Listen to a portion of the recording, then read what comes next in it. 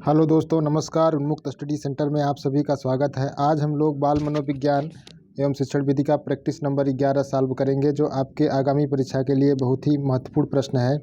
आइए हम देखते हैं।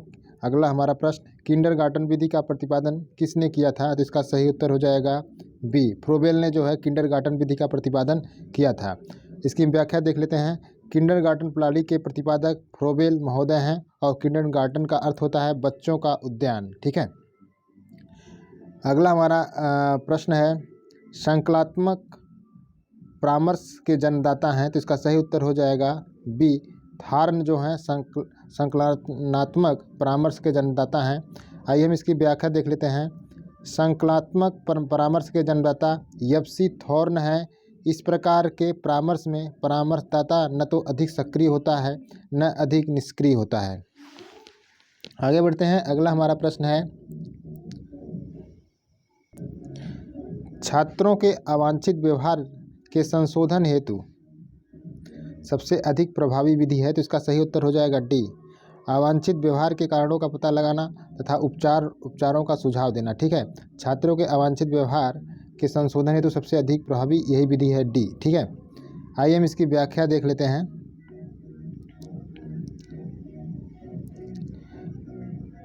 छात्र के अवांछित व्यवहार के संशोधन हेतु सबसे प्रभावी विधि अवांछित व्यवहार के कारणों का पता लगाना तथा उपचारों का सुझाव देना है। ठीक है।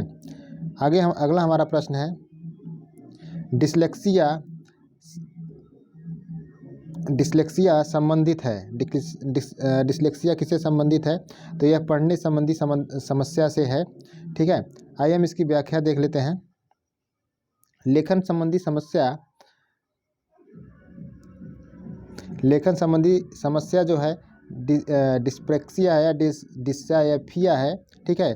पढ़ने संबंधी समस्या जो है डिस्लेक्सिया है, और गणितीय कौशल संबंधी समस्या डिस्कैल्कुलिया है, और मौखिक रूप से सीखने की अक्षमता जो है अफेजिया या डिस्फेजिया है। ठीक है। आगे बढ़ते हैं। अगला हमारा प्रश्न है, ब्रेल लिपि और टेप रिकॉर्डिंग किसके लिए शैक्षिक प्रावधान के रूप में प्रयुक्त किए जाते हैं? इसका सही उत्तर हो जाएगा बी, जो ब्रेल लिपि है इसका टेप रिकॉर्डिंग इसका प्रयोग जो है दृष्टिबाधित विद्यार्थियों के लिए किया जाता है। ठीक है। इसकी व्याख्या देख लेते हैं हम। ब्रेल लिपि एवं टेप रिकॉर्डिंग दृष्टिबाधित विद्यार्थियों के लिए शैक्षिक प्रावधान के रूप में प्रयुक्त किया जाता है। आगे देखते हैं। अगला हमारा प्रश्न है,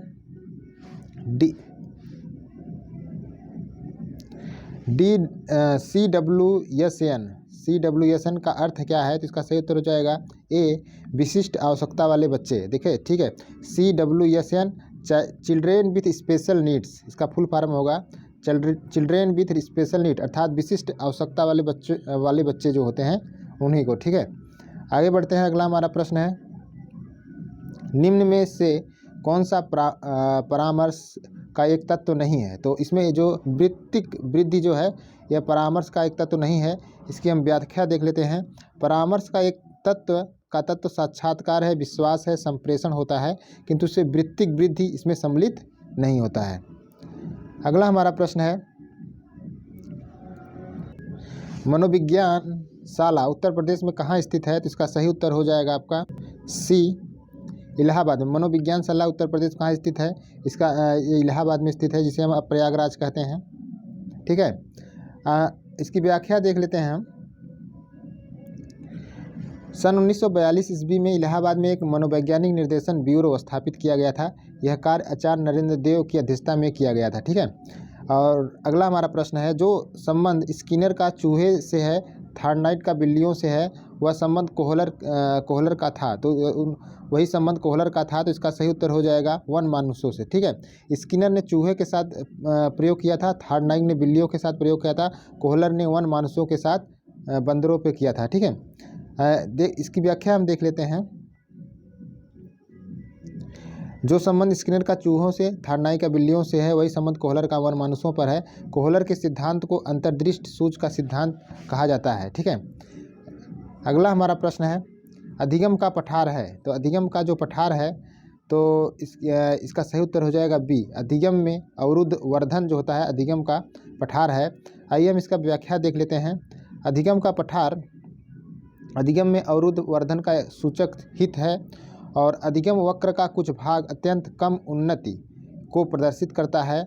नगण्य उन्नति को प्रदर्शित करने वाले इस प्रकार के भाग अधिगम का पठार कहलाते हैं। ठीक है, आगे बढ़ते हैं। अगला हमारा प्रश्न है, द बिहेवियर ऑफ ऑर्गेनिज्म नामक पुस्तक के लेखक कौन है? द बिहेवियर ऑफ ऑर्गेनिज्म की पुस्तक जो है ये स्किनर ने लिखा था। स्किनर की ये पुस्तक है द बिहेवियर ऑफ ऑर्गेनिज्म। ठीक है, द बिहेवियर ऑफ ऑर्गेनिज्म पुस्तक के लेखक कौन है? स्किनर हैं। आगे हम देखते हैं अगला हमारा प्रश्न, छात्रों में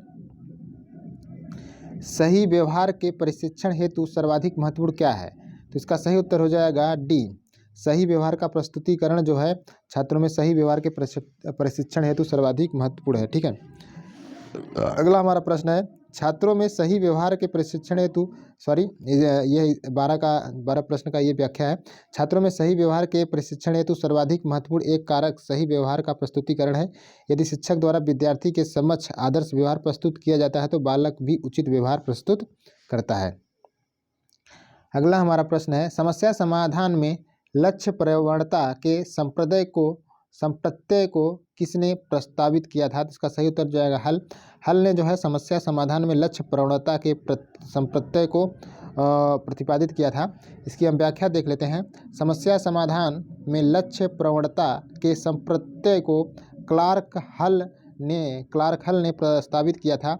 हल के सीखने की विधि को परिकल्पित निगमनात्मक विधि या तार्किक निगमनात्मक विधि कहा जाता है। ठीक है, हल के सीखने की जो विधि है उसको हम कहते हैं परिकल्पित निगमनात्मक विधि या तार्किक निगमनात्मक विधि। ठीक है, यानी लक्ष्य प्रवणता का संप्रत्यय है वह क्लार्क हल ने प्रस्तावित किया था समस्या समाधान। आगे देखते हैं, अगला हमारा प्रश्न है, इनमें कौन सा शिक्षण की विचारधारा से संबंधित नहीं है? तो इसका सही उत्तर हो जाएगा डेविड ह्यूम। डेविड ह्यूम जो है शिक्षण की विचारधारा से संबंधित नहीं है। D.W. एलन, ब्रूस एचिसन जो है ये शिक्षण की विचारधारा से संबंधित हैं। ठीक है, और इसकी हम व्याख्या देख लेते हैं। सूक्ष्म शिक्षण की विचारधारा से D.W. एलन, ब्रूस एचिसन संबंधित हैं, किंतु डेविड ह्यूम इससे संबंधित नहीं है। ठीक है, आगे बढ़ते हैं। अगला हमारा प्रश्न है, निम्न में कौन सा शिक्षण अधिगम का स्तर नहीं है? तो इसका सही उत्तर हो जाएगा आपका डी, दूरवर्ती स्तर जो है शिक्षण का अधिगम का स्तर नहीं है। स्मृत स्तर, अवबोध स्तर, परावर्ती स्तर जो है आपका शिक्षण अधिगम का स्तर है। ठीक है, शिक्षण अधिगम का स्तर नहीं है, शिक्षण अधिगम का स्तर है तो ये पहला स्मृत स्तर, दूसरा अवबोध स्तर, तीसरा परावर्ती स्तर। तो ये जो शिक्षण अधिगम का जो स्तर है वह स्मृत स्तर, अवबोध स्तर, परावर्ती यानी memory level, understanding level, reflective level. ठीक है, और दूरवर्ती स्तर जो है ये अधिगम का स्तर नहीं है। ठीक है दोस्तों, आज का ये हमारा प्रैक्टिस सेट था। कैसा लगा आप कमेंट करके जरूर बताइएगा और हमारा चैनल शेयर और सब्सक्राइब जरूर करिएगा। Thank you.